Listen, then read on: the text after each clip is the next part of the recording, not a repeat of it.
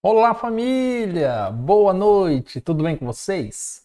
Comigo tá tudo ótimo, graças ao nosso bom Deus. Estamos começando mais um estudo e hoje nós vamos dar sequência ao estudo de ontem, viu? Nós vamos complementar o estudo de ontem, porém hoje no capítulo 13 do livro do Apocalipse. Mas antes disso, eu fiquei devendo para vocês, né? Os novos membros aqui do site. E eu prometi para vocês que eu vou citar os novos membros. Ó, pela ordem, é o Luiz Armando, que se tornou membro por último agora. Aí nós temos o Anderson, a Angélica Alves, a Kelly Martins, a Andréia Martins, o Elton, o Nelson Anásio e a Cleo Regioli. E a Aline Salles, eu não sei se eu citei, a Cleo até me cobrou, né? Que eu tinha esquecido de citá-la. Então tá aí. Agora o Manual da Profecia também, você também pode ajudar se tornando membro. Então, se você se tornar membro, no próximo vídeo que eu for produzir, você vai ser citado aqui para a honra e glória, não do seu nome, né? Mas no nome de Deus. Família, vamos dar sequência então no nosso estudo. No estudo de hoje nós vamos examinar um pouquinho de Apocalipse capítulo 13. Por que nós viemos parar em Apocalipse capítulo 13 se estamos estudando Mateus 24? Porque Jesus ele faz uma citação sobre a abominação desoladora, que quando ela surgisse seria a hora de fugirmos, que essa abominação desoladora ela perseguiria, ela mataria os cristãos, ela seria responsável pela última fase da história da humanidade. E aí Jesus cita que essa abominação desoladora é possível ser encontrada lá no livro de Daniel. E aí pede, inclusive, para que nós venhamos a ler e entender o que a profecia diz a respeito.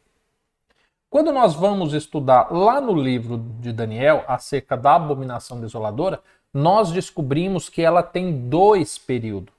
Ela tem um período e em um determinado momento cessa essa autoridade, todo o sistema criado da transgressão assoladora, e em seguida surge a abominação desoladora, da qual Jesus falou. E eu mencionei para vocês que havia referências a respeito disso lá em Apocalipse, que é justamente o que nós vamos ler hoje.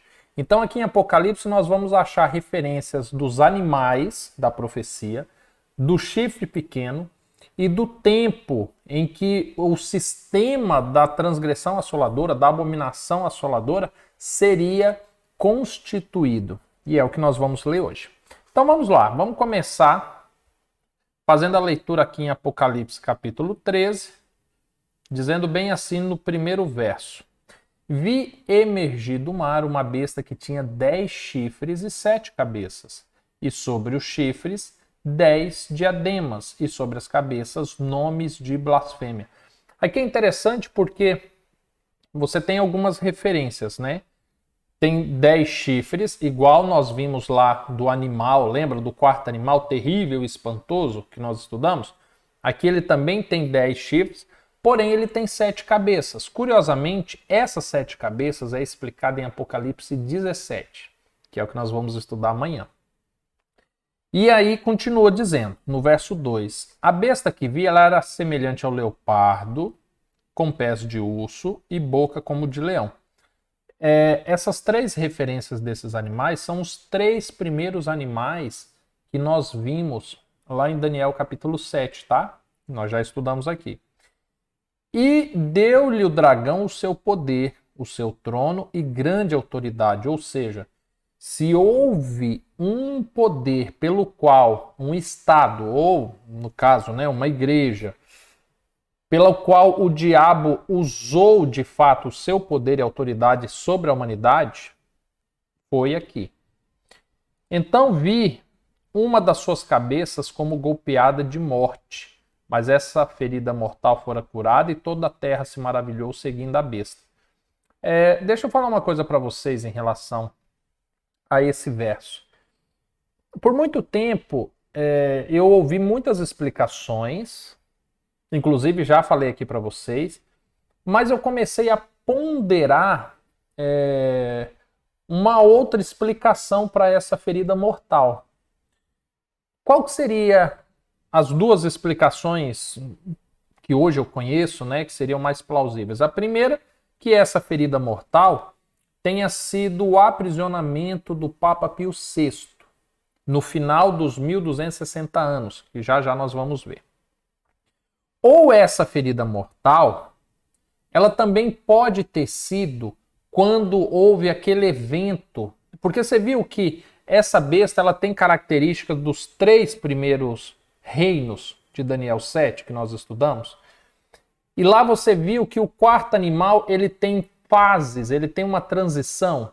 Ele tem o período em que ele é o Império Romano, ele tem um período das 10 tribos, que aqui é representada pelos 10 chifres, e ele tem o período do chifre pequeno. Mas todas essas fases, esses períodos, é o mesmo animal.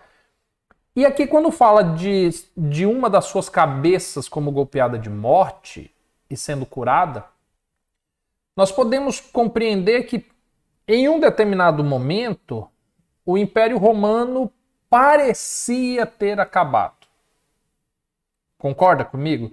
Quando o Império ele se divide em 10 e agora ele começa a se dividir, e principalmente os 3 chifres, né, que nós estudamos ontem, ele cai, nós poderíamos compreender que seria esse golpe de morte. E curiosamente, a ferida é curada porque a Igreja Romana ela se institui em todo o Império e se estende mais além do Império. Ou seja, por um momento, quem olhava pensava assim, poxa, acabou o Império Romano. E aí, em um outro momento, ela ressurge. Percebe? Seria uma segunda explicação. Eu quero ouvir o que você acha dessa explicação. Deixa aqui nos comentários, tá? E aí continua dizendo, né, que toda a Terra se maravilhou, porque de fato todo mundo achava que o Império Romano acabaria quando ele se dividiu em 10. Todos achavam que acabaria quando as 3 últimas tribos caíram, né, na batalha contra a Igreja Romana.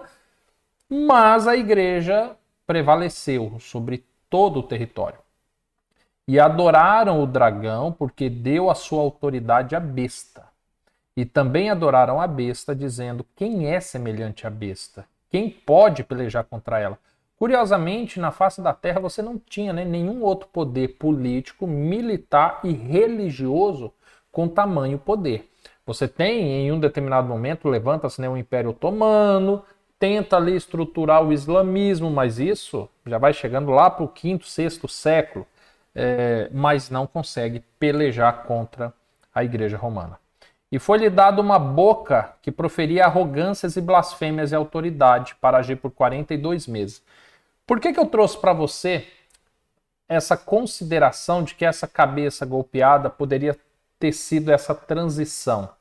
Porque é dito que após isso é que surge uma boca pequena, uma boca, né, que proferia arrogâncias e blasfêmias, que é o chifre pequeno, lá de Daniel 7, que também é um chifre pequeno, que recebe boca e fala blasfêmias contra Deus. E aqui é dito que fala blasfêmias e arrogâncias. Aqui é dito que tem autoridade para agir por 42 meses. Lá no livro de Daniel fala em tempo, tempos e metade de um tempo, que eu fiz as contas com você ontem e você viu que também é o mesmo período de 42 meses. Ou seja, este chifre pequeno, esta boca que proferia arrogâncias e blasfêmias é o mesmo chifre pequeno de lá. Percebe? Então, Apocalipse 13 fala a mesma coisa de Daniel 7, de Daniel 9, de Daniel 11 e 12, que é o mesmo que Jesus fala em Mateus 24. Percebeu por que tudo está interligado? E aí continua, né, no verso 6, dizendo assim: e abriu a boca em blasfêmia contra Deus para lhe difamar o nome e difamar o tabernáculo, a saber, os que habitam no céu.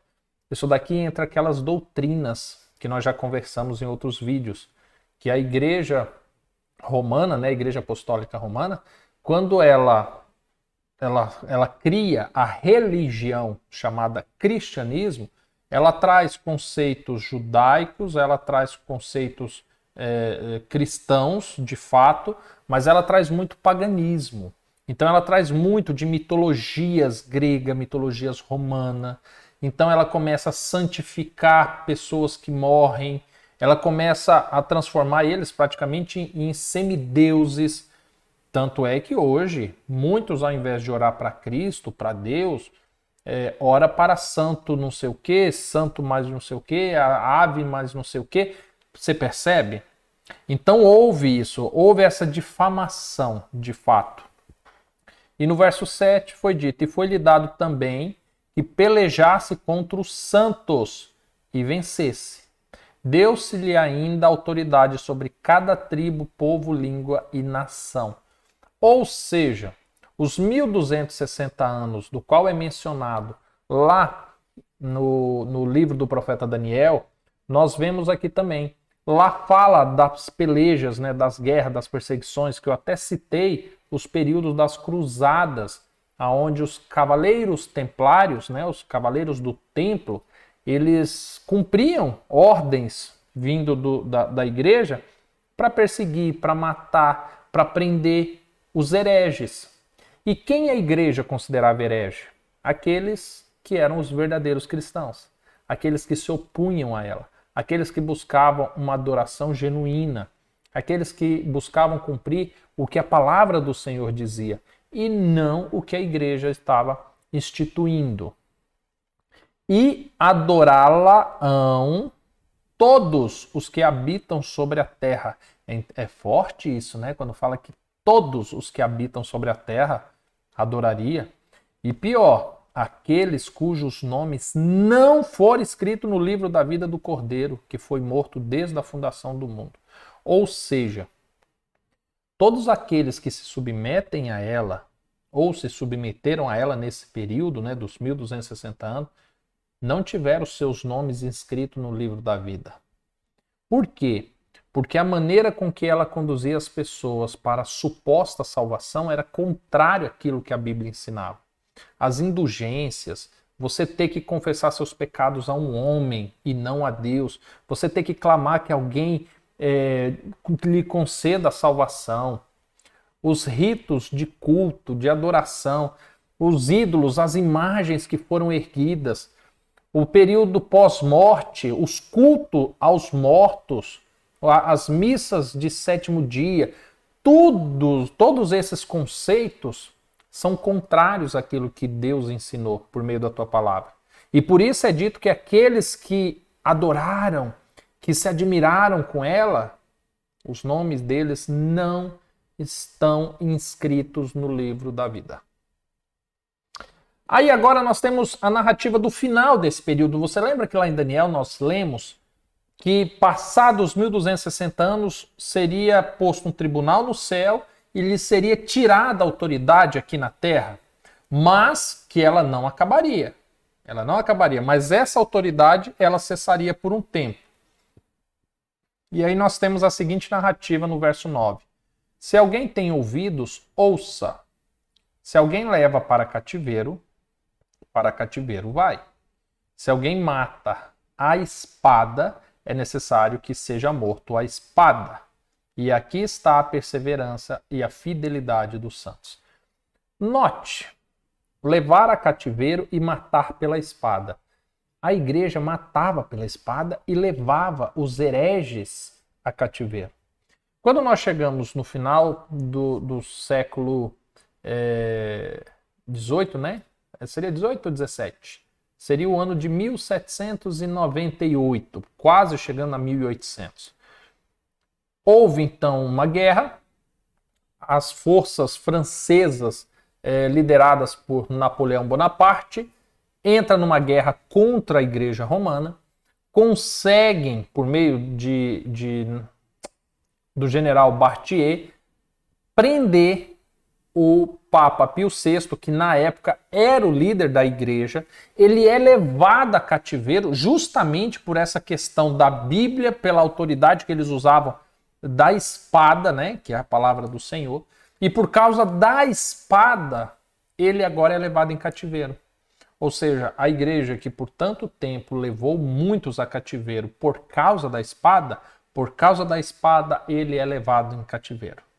E aí, no ano seguinte, ele vem a falecer em cativeiro, se cumprindo justamente o que a palavra do Senhor dizia, encerrando o período dos 42 meses, equivalente aos 1260 anos, quando a igreja recebe a autoridade, até o momento em que essa autoridade lhe é retirada.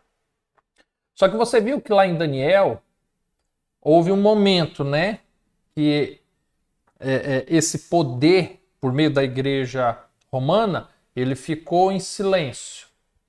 Aqui também. Só que agora nós vamos ler a partir do verso 11 que este poder volta passado um determinado tempo. Só que nós vamos estudar isso amanhã. Amanhã nós vamos dar sequência nesse estudo.